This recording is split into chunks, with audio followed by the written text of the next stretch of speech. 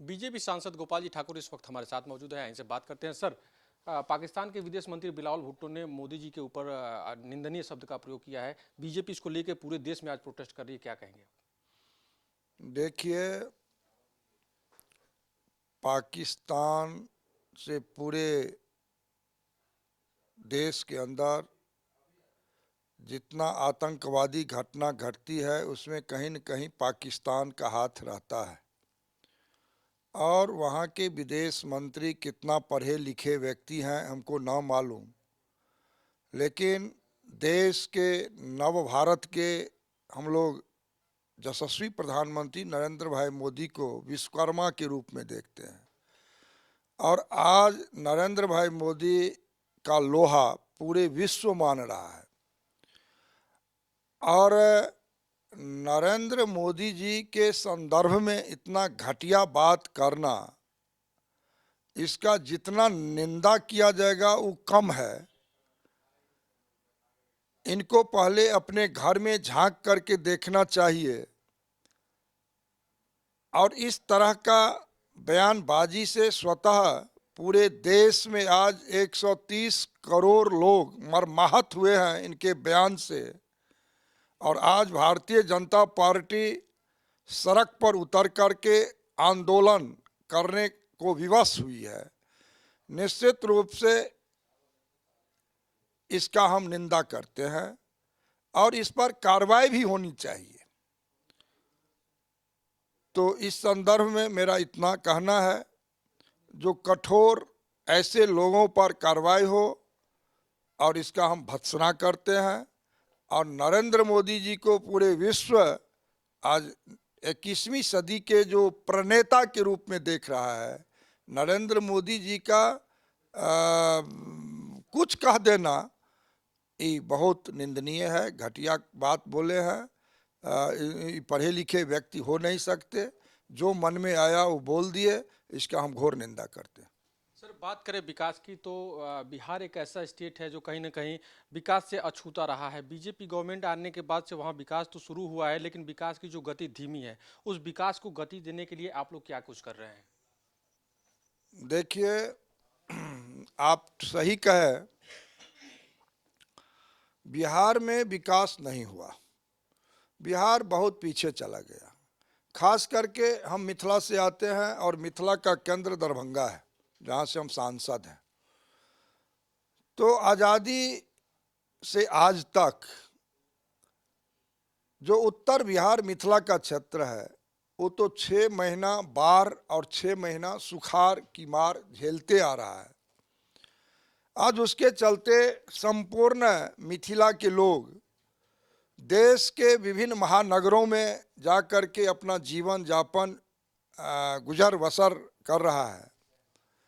अब जहाँ तक विकास की बात है, लंबे अरसे तक जो लोग सरकार में रहे, भारतीय जनता पार्टी का अपना मुख्यमंत्री बिहार में नहीं मिला है आज तक। 76वां वर्ष आज़ादी का अमृत महोत्सव हम लोग मना रहे हैं।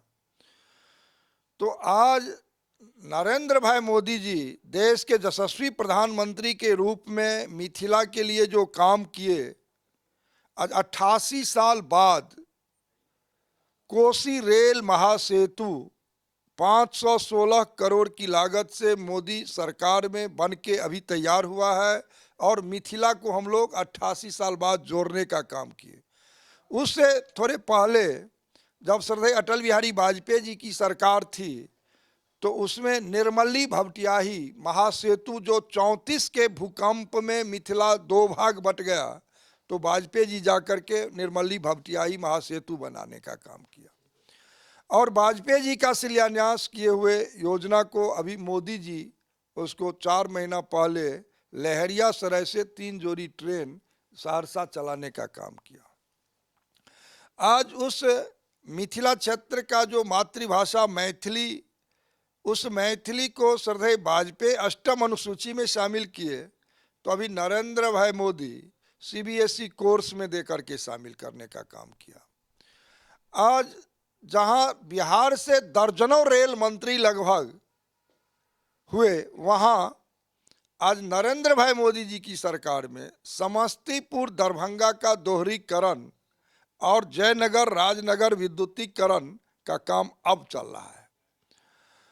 तो आप कहीं चले जाइए किसी विषय को लेकर के, तो मिथिला में कहीं कोई विकास नाम की चीज नहीं है। अब मोदी जी गवर्नमेंट में वहाँ पर दरभंगा को दूसरा एम्स, बिहार का दूसरा एम्स मोदी जी दिए।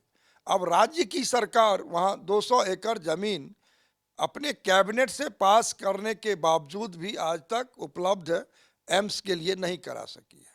मोदी जी 15 सितंबर 2020 को 1264 करोड़ की लागत से 750 बेड एम्स के लिए मिथिला में दिए, जिससे उत्तर बिहार के 8 करोड़ आबादी, नेपाल के 14 जिला, पश्चिम बंगाल के 6 जिला और सिक्किम के मुख्यमंत्री अभी दरभंगा आकर के बोल रहे थे, जो मेरे लिए भी निकट का एम्स दरभंगा ही होगा।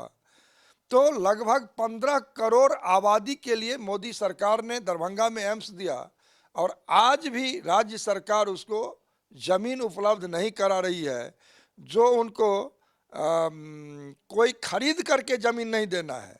दरभंगा महाराज ने 300 एकड़ भूमि दरभंगा मेडिकल कॉलेज को उपलब्ध करवा दिया था, और उसमें से इनको 200 एकड़ इसमें देना था एम्स के लिए, और कैबिनेट भी किया, और 100 एकड़ में उनका डीएमसीएच भी रह जाएगा।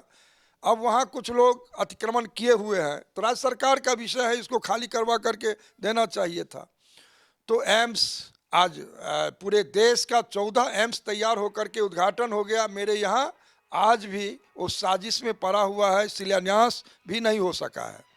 अब बिहार का दूसरा एयरपोर्ट दरभंगा में देश के यशस्वी प्रधानमंत्री नरेंद्र भाई मोदी ने दिया, उड़ान स्कीम के तहत, जहां 78 देश में एम्स का निर्माण हुआ है। वहां दरभंगा में आज 78 एकड़ मात्र भूमि राज्य सरकार को उपलब्ध करवा करके देना था।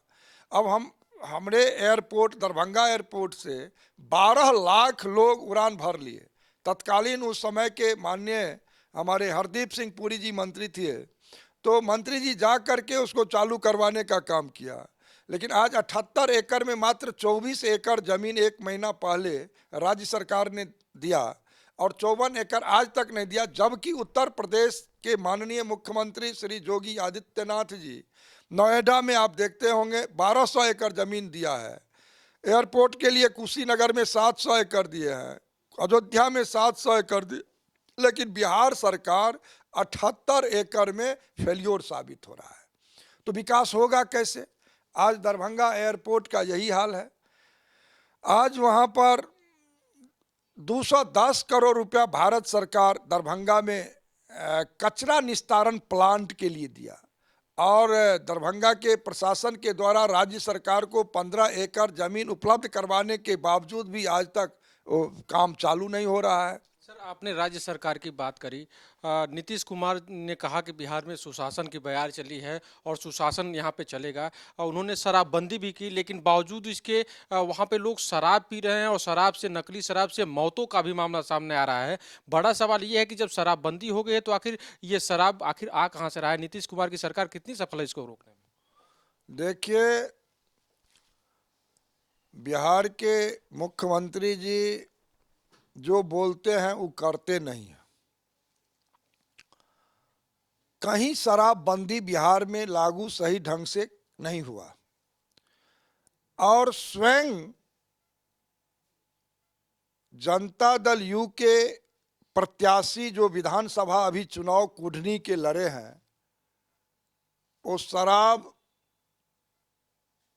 पीने में अनेक बार पकड़ाए हैं। और जो वहाँ चुनाव लड़े थे गोपालगंज में, वहाँ के इनके प्रत्याशी, राष्ट्रीय जनता दल के प्रत्याशी वहाँ था,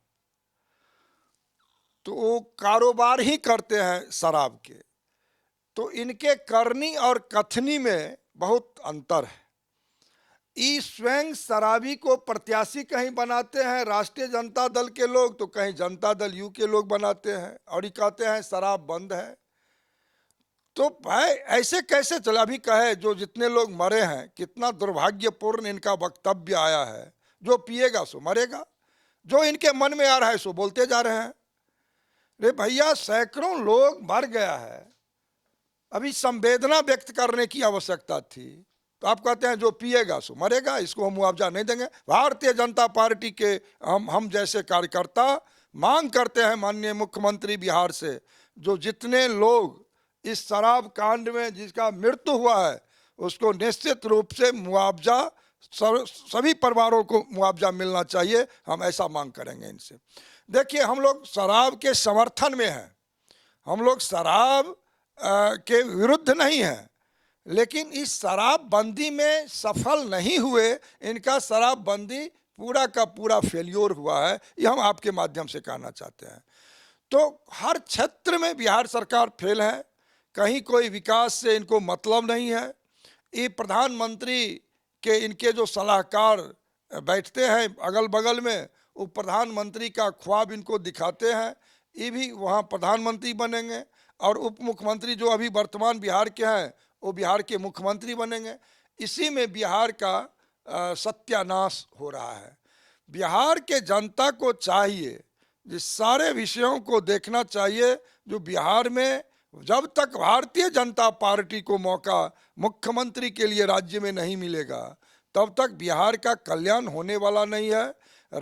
देश के यशस्वी प्रधानमंत्री नरेंद्र भाई मोदी आज उसी बिहार के समस्तीपुर में आप देखेंगे जो केंद्रीय विश्वविद्यालय का दर्जा, कृषि विश्वविद्यालय को केंद्रीय विश्वविद्यालय दर्जा दिया। आज राजेंद्र पुल गंगा पर पैरेलल पुल का निर्माण होने जा रहा है और गंगा में 17 पुल बन रहा है। आज गांधी सेतु पटना का आज वहाँ पर 6 लेन पुल का घोषणा हुआ है और गंगा सेतु का निर्माण। आज बरौनी जो फर्टिलाइजर बंद पड़ा था, देश के प्रधानमंत्री जाकर के चालू कराने का काम किया है। आज मेरे क्षेत्र, संसदीय क्षेत्र दरभंगा में बिहार का दूसरा आईटी पार्क हो, तारामंडल का निर्माण हो, दोहरीकरण हो, विद्युतीकरण हो, कचरा प्लांट हो, केंद्रीय विद्यालय की बात हो, एम्स की बात हो, एयरपोर्ट की बात हो, चारों तरफ विकास करना देश के प्रधानमंत्री चाह रहे हैं। आज आमस से दरभंगा 8,000 करोड़ की लागत से माननीय नितिन गडकरी जी 6 लेन देने का काम किए हैं। आज वहीं पर चारों तरफ से 4 लेन, 6 लेन, गोरखपुर से सिल्लीगुड़ी के लिए ग्रीन फील्ड में सड़क का निर्माण करवाना। भारत की सरकार जितना काम कम समय में 8 वर्षों में बिहार में करके दिखा दिया, भूतो न भविष्यति, लेकिन राज्य सरकार का भी उसमें सहयोग नहीं मिल रहा है। बात करने के लिए बहुत बहुत धन्यवाद। तो ये थे गोपाल जी, जिनका कहना था कि केंद्र की तरफ से मोदी गवर्नमेंट ने बिहार को बहुत कुछ दिया है, लेकिन वहां बैठी नीतीश सरकार उसमें कहीं सहयोग करती हुई नजर नहीं आ रही है। वीडियो जर्नलिस्ट राजविश के साथ पंकज तिवारी, आज की खबर, दिल्ली।